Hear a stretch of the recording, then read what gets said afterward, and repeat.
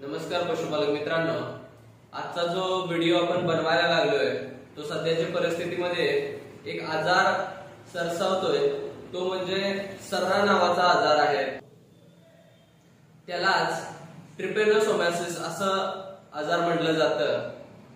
तर हा बऱ्यापैकी प्रत्येक भागामध्ये पावसाळ्याच्या ह्याच्यामध्ये जास्त पसरतो आजार आणि त्याचे काही ठिकाणी आता आपल्याला सिम्पटम्स दिसायला लागलेले आहेत।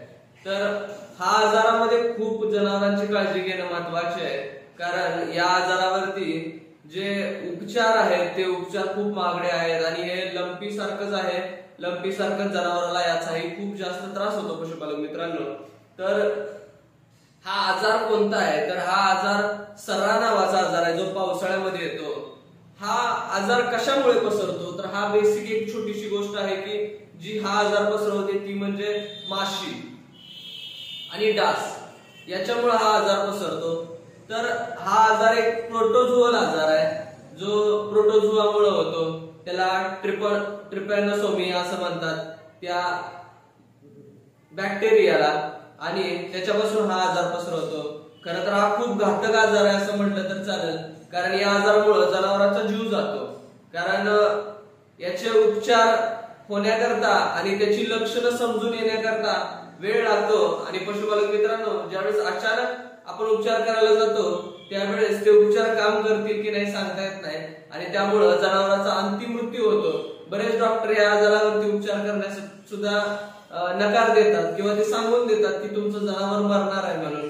तर हे काय आहे नेमकं, हा रोग कसा पसरतो, काय आहे याचं लक्षण, काय प्रकार आहे त्याचे, या सगळ्यांबद्दल आपण आज माहिती घेणार आहोत। पशुपालक मित्रांनो, आपण सलग 3 ते 4 दिवस या सर्रा आजारावरती व्हिडिओज टाकत जाणार आहे। मग त्याची लक्षणं असतील, त्याचे 4 टाईपचे आजार असतील किंवा बरीच माहिती आहे या आजाराबद्दल, याचे उपचार कसे करायचे, होऊ नये म्हणून काय करायचं, याच्यावरती आपण जवळजवळ 3 ते 4 दिवस आपण व्हिडिओज टाकणार आहोत। तर शेतकरी मित्रांनो, आपला हा प्रत्येक व्हिडिओ तुम्ही बघणं आणि तशा पद्धतीने काळजी घेणं खूप गरजेचं आहे। तर त्यासाठी शेतकरी मित्रांनो, मी तुम्हाला आवर्जून सांगेन की आपल्या गोपाल तंत्रज्ञानाच्या YouTube चॅनलला सबस्क्राईब करा, जेणेकरून आम्ही हे टाकलेले पुढचे जे व्हिडिओ आहेत सर्रा रोगाचे ते तुम्हाला बघायला मिळतील। तिथं खाली तुम्हाला एक लाल आयकॉन दिसत असेल, त्याच्यावरती क्लिक करा। मग तुम्हाला आमचे जसजसे नवनवीन व्हिडिओ येतील सर्रा रोगाचे किंवा त्याची काळजी काय घ्यायची, ट्रीटमेंट काय करायची त्या रोगावरती, डॉक्टर नसताना आपण उपचार काय करायचे, प्राथमिक उपचारामध्ये काय करू शकतो आणि महत्त्वाचा हा रोग होऊ नये म्हणून काय करतो, याच्यासाठी आपण वेगवेगळ्या भागांमध्ये प्रत्येक ह्याच्यावरती माहिती बघणार आहोत। पशुपालक मित्रांनो, हा जेवढा वाटतो रोग तितका सोपा नाहीये, हा खूप खतरनाक रोग आहे ज्याच्यातून जनावरांचा जीव जाण्याची शक्यता जास्त असते। तर हा रोग पसरतो कशामुळे, तर पहिलं मी मगाशी सांगितलं, हा रोग माशीमुळे पसरतो, डासामुळे पसरतो। जी माशी घाणीवरून उठून येते आणि ती जनावराला चावा घ्यायला जाते, त्या चावा घ्यायला गेल्यानंतर ती ज्या वेळेस सोंड रक्तात जनावरांच्या शरीरामध्ये बुडवते रक्त पिण्यासाठी, त्यावेळेस हा ट्रिपॅनोसोमिया हा बॅक्टेरिया जनावरांच्या शरीरामध्ये शिरकाव करतो। याचं प्रमाण, पसरण्याचं प्रमाण इतकं फास्ट आहे की हे लगेच याचं पटापट म्युटेशन होऊन हा शरीरभर पसरतो बॅक्टेरिया। एकदा शरीरभर पसरला की शेतकरी मित्रांनो, मग हे लगेचच एका जनावरावरून परत माशीद्वारे दुसऱ्या जनावरांमध्ये पसरतं। म्हणजे हा आजार आपल्या पूर्ण गोठा खायला वेळ लागणार नाही। या आजारामुळे आपल्या गोठ्यातील प्रत्येक पशु या आजाराला बळी पडण्यासाठी काही म्हणजे आपण करू शकत नाही।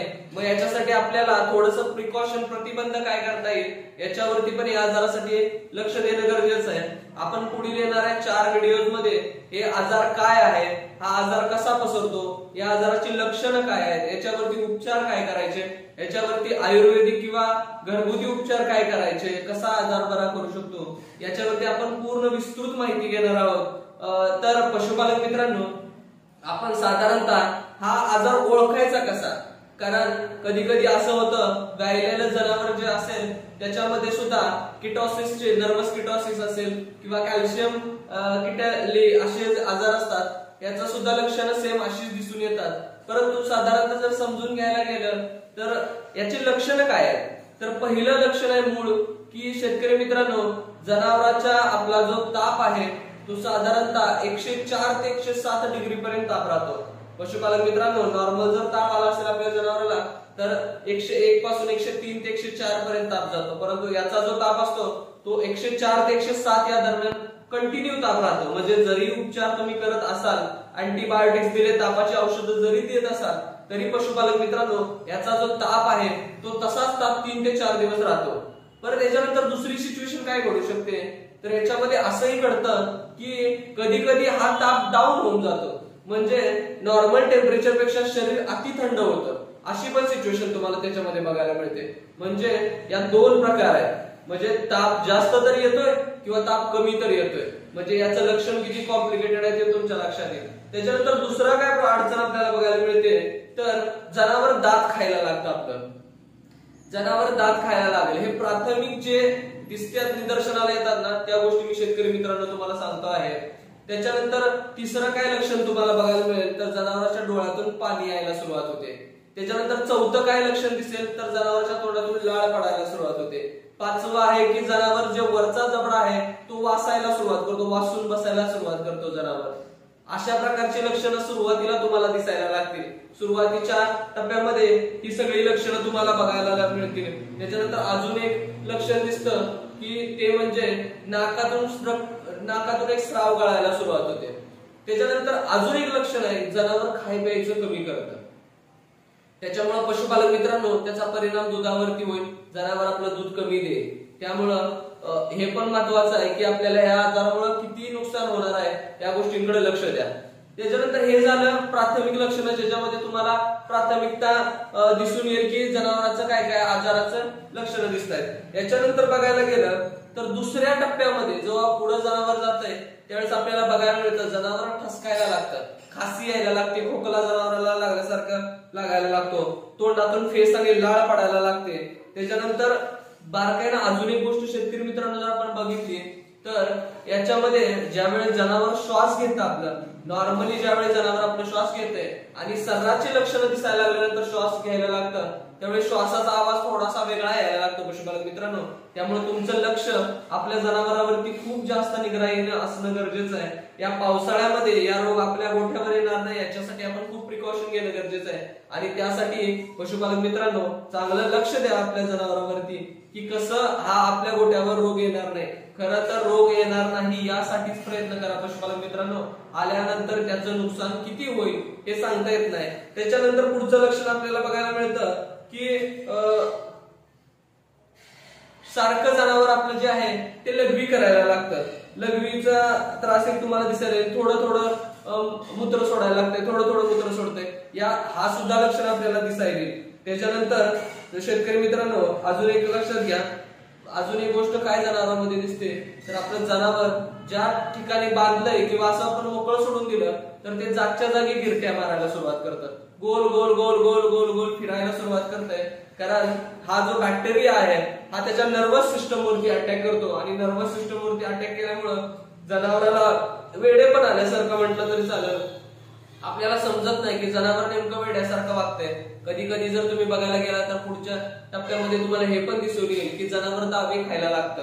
त्याच्यानंतर अजून तुम्हाला हे पण दिसेल जनावर तोंड उलट करून बसतं आणि तसंच बसून राहतं। अजून एक बारकाईनं लक्षण जर बघायला गेलं तर पशुपालक मित्रांनो एक बारकाईनं गोष्ट ऑब्झर्व करायची की जनावर जर उभाच राहिलं ना तर उभाच राहतं, बसत नाही ते जनावर तुमचं, मग ते किती पण काळ असू द्या तसंच उभा राहणार जनावर, कारण त्याच्या नर्वस सिस्टम वरती अटॅक झाल्यामुळे त्याला समजत नाही काय वागतोय।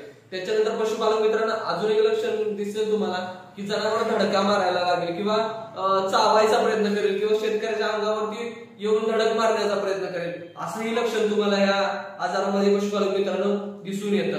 याच्या पुढे जर गेलं आपण याचे शेतकरी मित्रांनो रक्ताची जर चाचणी लॅब मध्ये केली तर समजतं, परंतु कधी कधी लॅब मध्ये सुद्धा टेस्ट केल्यानंतर ते कळत नाही, कारण काय त्याचं कारण काय समजून घ्या शेतकरी मित्रांनो। हा बॅक्टेरिया रक्तामधून कधी कधी टिश्यू मध्ये जातो, जनावरांच्या ज्या पेशी उती आहे त्याच्यामध्ये जातो, त्यामुळे त्याही टेस्ट मध्ये समजत नाही, मग तिथंही अडचण होऊ शकते। प्रायमरी लेवलला असेल तर समजून जाईल, जर पुढे गेलं सेकंडरी टर्शरी लेवलला जर गेलं असेल तर ते समजून घेणं खूप अवघड होतं। आता त्याच्यानंतर पशुपालक मित्रांनो जर तुमचं जनावर शेवटच्या टप्प्याकडे म्हणजे तिसऱ्या लेवलला जर गेलं तर काय लक्षणं दिसतात ते पण बघा.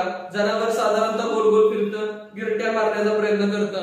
जर समजा त्याला कुठं झाडाचा आधार मिळाला तर त्या झाडाच्या आधाराला टेकून ते तसंच उभा राहतं जनावर. त्याच्यानंतर अजून काय बघायला मिळतंय तर जवळ येणाऱ्या माणसाला मारायला लागणार, धडका घेणार आहे. त्याच्यानंतर अजून एक लक्षण पशुपालन मित्रांनो दिसतं ते म्हणजे डोळे तिरळे होणे.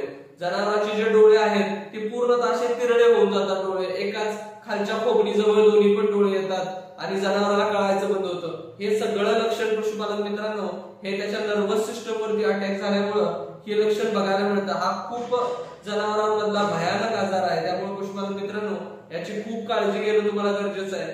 त्याच्यानंतर पुढचं लक्षण काय बघायला मिळेल तर अजून एक लक्षण बघायला मिळते की त्याचे जे पाय आहेत त्या पायामध्ये सूज बघायला मिळते पशुपालन मित्रांनो. जर साधारणतः तुम्ही बघितलं तर तुमचे जे जनावरांचे पुढचे 2 पाय आहेत त्याच्यामध्ये जास्त सूज दिसेल, मागच्या पायांमध्ये कमी सूज दिसते, पुढच्या दोन्ही पायांमध्ये जनावरांच्या तुम्हाला जास्त सूज दिसेल. त्याच्यानंतर अजून काय होतंय तर बाबांनो शरीरामध्ये कंपन यायला लागतं जनावरांच्या. शरीरामध्ये जनावर असं थरथर कापायला लागेल, कंपन तयार व्हायला सुरुवात होईल, जनावर व्हायबल होईल. मग याच्या पुढची टप्पा काय होतो शेतकरी मित्रांनो, याच्या पुढचा टप्पा असा होतो की जनावर खाली बसतं आणि एकदा जनावर जर खाली बसलं पशुपालन मित्रांनो तर ते जनावर पुन्हा उठत नाही. हा या रोगाचा सगळ्यात भयंकर स्टेज आहे. याच्यानंतर जनावराला वाचवणं खूप अवघड आहे पशुपालन मित्रांनो. जर जनावर 3ऱ्या टप्प्यामध्ये गेलं तर तुम्ही त्या जनावराला वाचवणं खूप अवघड आहे. म्हणजे अशक्य आहे असं म्हणणार नाही, परंतु खूप अवघड आहे. मग अशा वेळेस खूप ट्रीटमेंट करावी लागते, खूप भयानक उपचार करावे लागतात, अँटीबायोटिक्स द्यावे लागतात. खूप उपचार केल्यानंतर शेवटी त्या जनावर आपलं वाचू शकलं तर वाचू शकतं. परंतु शेतकरी मित्रांनो इतक्या अँटीबायोटिक्स आणि इतके इंजेक्शनामुळे जनावर परत आपलं तितक्या लेवलने दुधाला येईल का याची पण शक्यता खूप कमी आहे पशुपालन मित्रांनो.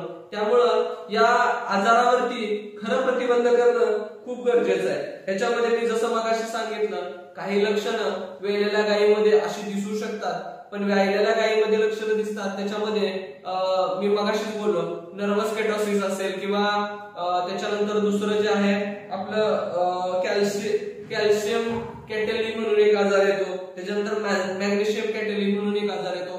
हे आजार सुद्धा पशुपालन मित्रांनो तुम्हाला बघायला मिळतील. याची पण थोडीशी लक्षणं जरा सारखीच आहेत, परंतु सर्राचं लक्षण साधारणतः बघितलं तर तापावरून आपल्याला लक्षात येतं 104 ते 107 पर्यंत ताप कंटिन्यू राहतो. त्याच्यानंतर अजून एक जर बारकाईने ओळखायचं झालं पशुपालन मित्रांनो तर सोपं सांगतो तुम्हाला काय करायचं. आपल्या जनावराजवळ जाऊन उभा राहावा आणि त्याच्यानंतर त्याची जी डोळ्याची जी पापणी आहे त्याच्या समोरून असे हात तुम्ही ज्यावेळेस फिरवाल, जर जनावरांनी डोळ्याची पापणी मिटली तर समजून जा काही प्रॉब्लेम नाही. पण अशी लक्षणं दिसून आपल्याला वाटत असेल की आम्हाला समजत नाहीये कोणता रोग आहे तर तुम्ही पशुपालन मित्रांनो हे रोग ओळखण्यासाठी एक करू शकता की या जनावरांच्या डोळ्यासमोर तुम्ही हात फिरवला की त्याच्यानंतर तुमच्या लक्षात येईल की डोळ्याची पापणी जर जनावर झाकत नसेल तसंच तुमच्याकडे डोळे वाचून बघत असेल तर समजून जाऊ शकता पशुपालक मित्रांनो हा आजार आपल्या गोट्यावरती शिरलाय. पशुपालक मित्रांनो या आजारावरती ज्यावेळेस तीव्र लक्षणं दिसायला लागतील त्यावेळेस उपचार करणं थोडंसं अवघड होतं. त्यामुळे पशुपालक मित्रांनो मी सगळ्यांना एक विनंती करून सांगेन की या पावसाळ्यामध्ये हा आजार आपल्या गोट्याकडे येणार नाही याची काळजी घ्या, कारण हा आजार एका डासामार्फत दुसऱ्या जनावरावर आणि दुसऱ्या डासामार्फत तिसऱ्या जनावरावर असा पसरायला वेळ लागत नाही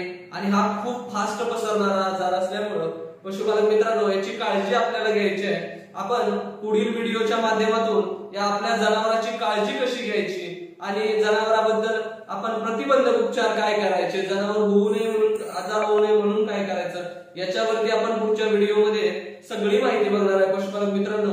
तर या आजाराला होऊ नये आणि आपल्याला या आजाराबद्दल सगळी माहिती असावी याकरता पशुपालक मित्रांनो आपण उपचार काय करायचे हे पुढच्या 4 व्हिडिओच्या माध्यमातून बघणार आहोत. व्हिडिओ खूप मोठा होईल शेतकरी मित्रांनो आणि याची माहिती जर सांगायला गेलं तर खूप जास्त माहिती आहे.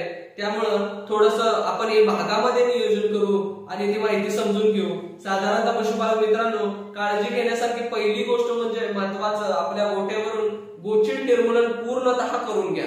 पूर्णतः गोचिड निर्मूलन झाल्याशिवाय पशुपालक मित्रांनो या आजाराला कमी करता येणार नाही. त्याच्यानंतर दुसरं म्हणजे आपल्या गोट्यावर डास माशीचा प्रतिबंध कसा करता येईल याच्यावरती पशुपालक मित्रांनो जास्त लक्ष द्या, कारण डास माशी याच्यामुळेच हा आजार पसरतो मग कोणत्या डास आहेत, कोणत्या माशी आहेत याचं पण मी तुम्हाला पुढील भागामध्ये विस्तृत माहिती देणार आहे पशुपालक मित्रांनो.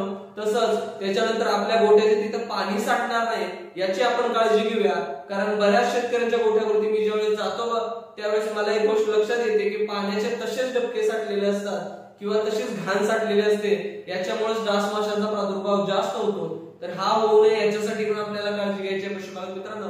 त्याच्या पुढचं महत्वाचं म्हणजे आपण याच्यावरती रोग प्रतिबंधक काय देणार आहोत याही गोष्टी आपण पुढील व्हिडिओमध्ये बघणार आहोत. शेतकरी मित्रांनो, आपल्या युट्यूब चॅनलला खरंच अजून लाईक केलं नसेल, शेअर केलं नसेल तरी लाईक शेअर करा. आपल्या प्रत्येक पशुपालकापर्यंत या आजाराची माहिती पोहोचवा आणि चॅनेलला सबस्क्राईब करा पशुपालक मित्रांनो, कारण या आजार झाल्यानंतर याच्यावरती उपचार काय करायचे याच्याबद्दलही आपण माहिती पुढील व्हिडिओमध्ये व्यवस्थित घेणार आहोत आणि सगळी माहिती या आजाराबद्दलची जाणून घेणार आहोत.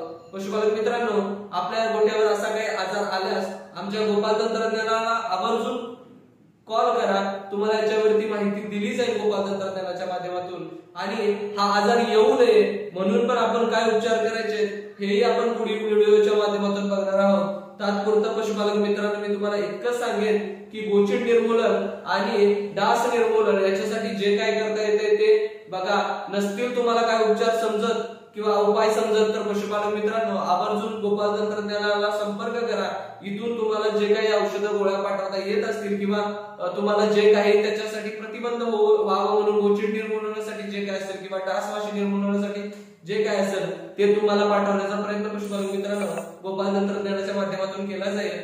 या पावसाळ्यामध्ये फक्त पशुपालक मित्रांनो आपल्याला एकच काळजी घ्यायची आहे की सगळा हा आजार आपल्या गोठ्यावरती येता कामा नये आणि याच्यासाठी जे काही प्रतिबंध करता येतील ते आपण सगळ्यांनी पशुपालक मित्रांनो आवर्जून करायचे आहे. धन्यवाद पशुपालक मित्रांनो. पुढच्या व्हिडिओमध्ये आपण भेटूया नवीन आजाराच्या उपचारासहित आजार काय आहे, कशामुळे पसरतो आणि कसा पसरतो हे सगळं पूर्ण डिटेल मध्ये आपण माहिती जाणून घेणार आहोत पशुपालक मित्रांनो. धन्यवाद.